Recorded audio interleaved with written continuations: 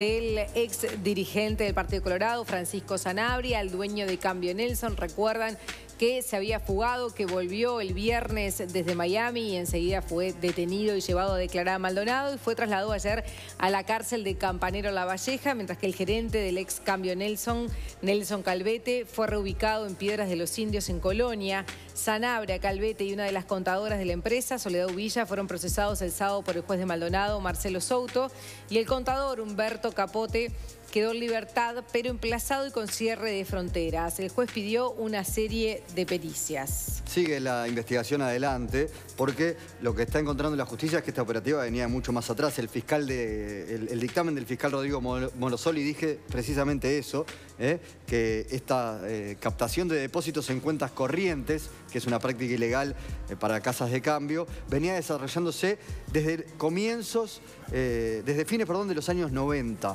¿no? Ahí había comenzado la operativa. La investigación mostró que algunos clientes además habían sido captados por Wilson Sanabria, el padre de Francisco, y por el propio Nelson Calvete, que los exhortaba a dejar sus dineros en el cambio para mayor comodidad y para agilizar la operativa comercial o personal de los depositantes. Fíjate que el argumento de la defensa fue que Francisco Sanabria arrancó a hacerse cargo del cambio en marzo del 2016. Y apunta Sanabria en sus declaraciones a Calvete y al propio Humberto Capote, que es sobre el que la justicia todavía tiene que resolver, apunta a ellos como quienes eran los que habían ideado toda esa operativa, claro, de la que él, fue heredero, en definitiva. Igual la justicia entiende que tiene responsabilidad de todo el asunto. Sí, Capote se van a esperar algunas horas más para juntar pruebas, según lo que dijo el juez. Se le retiró el pasaporte y cierre de fronteras para él. Finalmente se concretó que Jorge Barrera es el abogado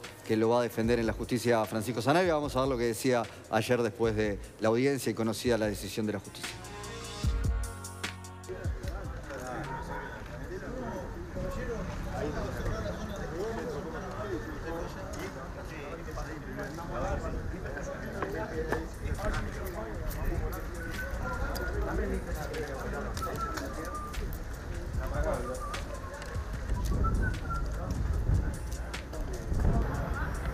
¿Dónde? Sí, esto. Se me cogió la computadora.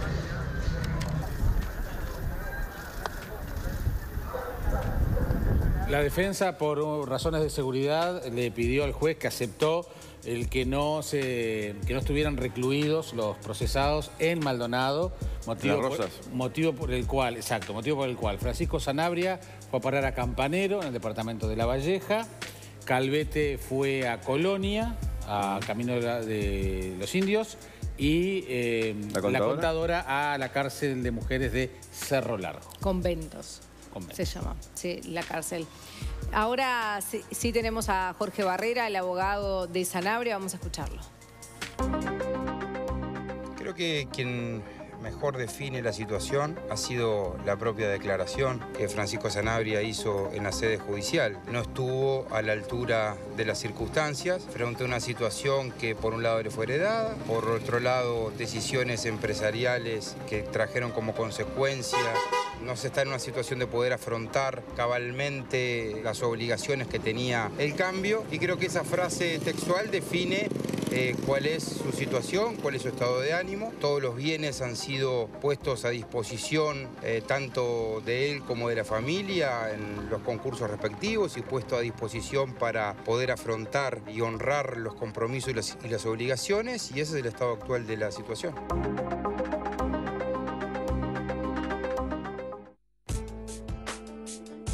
Cuando tocaba el careo entre Sanabria y la contadora Beatriz Silva, ese careo no se hizo finalmente porque la contadora se descompuso la noche del viernes y pidió no ser careada con Sanabria. Lo calificó de mafioso con mucho poder, lo acusó además de ser un individuo autoritario que le gusta presentarse como una persona influyente y con poder y que se sentía amenazada.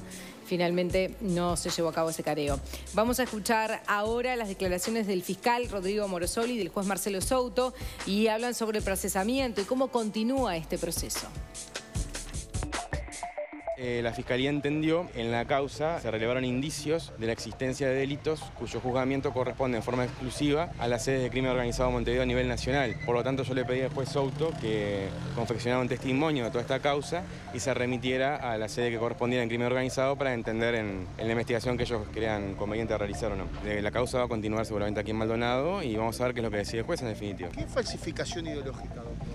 Es falsificar el contenido de un documento, dar una información documental que no es veraz, que no se ajusta a la realidad. Doctor, entre lo que solicitó el fiscal para una de las personas que usted ahora nos está confirmando que quedó en libertad pero emplazado, Por ahora y su resolución, ¿no hay una diferencia grande? No, yo no lo dije que no, yo le dije que quiero algo antes de despedirme sobre lo que él me pide. No puedo decir esa diferencia de criterio porque no me expedí sobre el fondo. Ajá. ¿Van a haber más resoluciones, más indagatorias en estos días? Posiblemente. ¿Qué pasa con las demás empresas de Sanabria que se estaban investigando? La investigación va a seguir. Va a continuar. Seguramente no en este ámbito, como usted lo acaba de confirmar. Tal vez en crimen organizado por las características. De allá.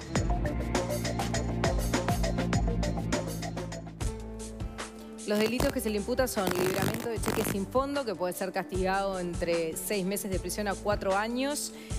También falsificación ideológica, será castigado con 3 a 24 meses de prisión. Y la apropiación indebida, entre 3 meses de prisión a 4 años de penitenciaría. Recordemos que pasó a crimen organizado, a Montevideo, para su estudio, para evaluar si hay lavado de activos. No es un pasaje formal, digamos, de la confirmación de lavado de activos, sino que el juzgado de crimen organizado sea quien evalúa si hay justamente... Claro, porque haya lavado de activos, además de introducir el dinero al sistema financiero, tiene que haber antes un delito que puede ser narcotráfico, que puede ser corrupción, que no es en Uruguay evasión fiscal, que es lo que puede dar en muchos de esos casos, gente que estuviera poniendo la plata en negro para no pagar impuestos. En ese caso no hay lavado de activos. Igual puede haber delito, pero no el de lavado.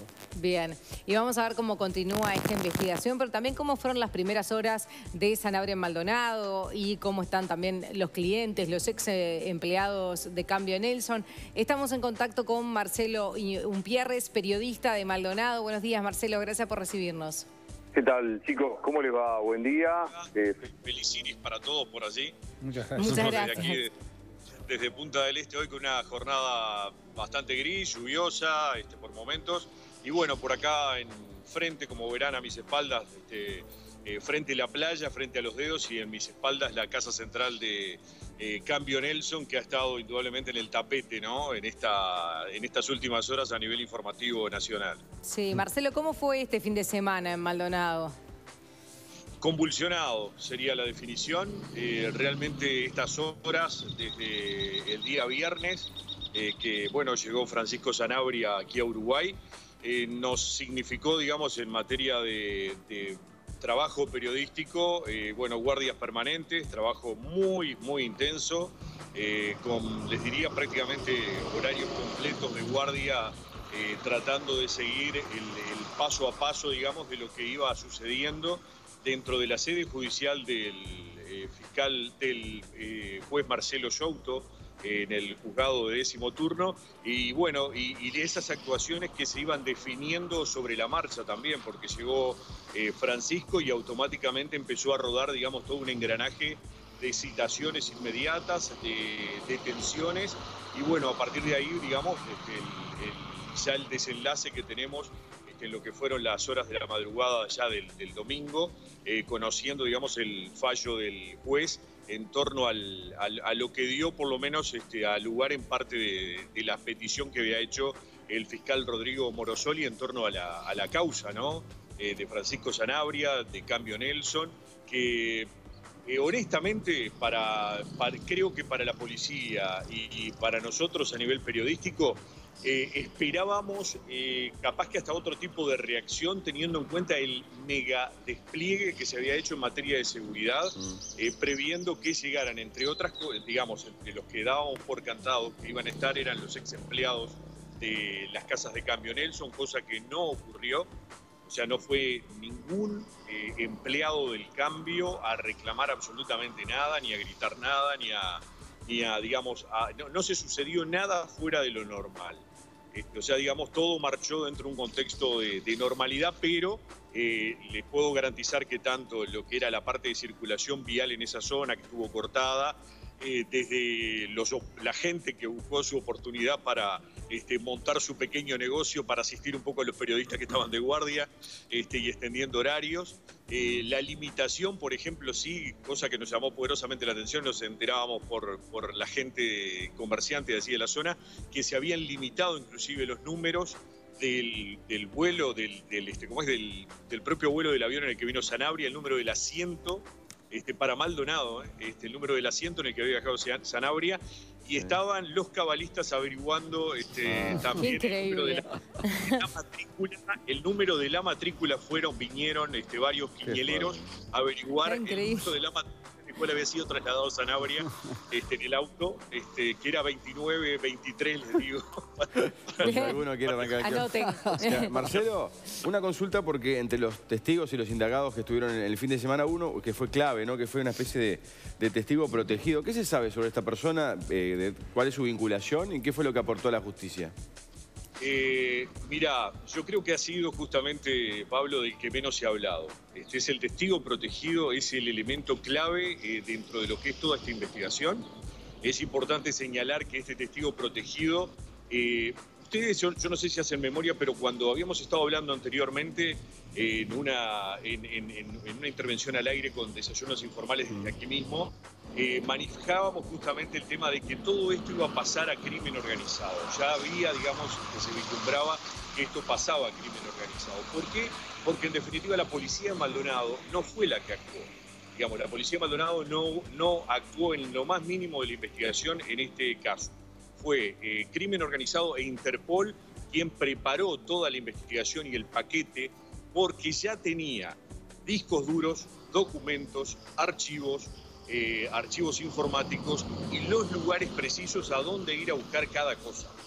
Ese testigo protegido fue el que directamente vinculó a cada una de estas personas que hoy están procesadas en la participación, digamos, de lo que era la operativa de Cambio Nelson, y ya los había puesto al tanto, inclusive con datos que habían sido borrados, pero de los cuales había muchos respaldos. Claro, pero Marcelo, vos que sos viejo lobo de Océano, imagino que tenés idea de quién puede ser ese hombre, ¿no?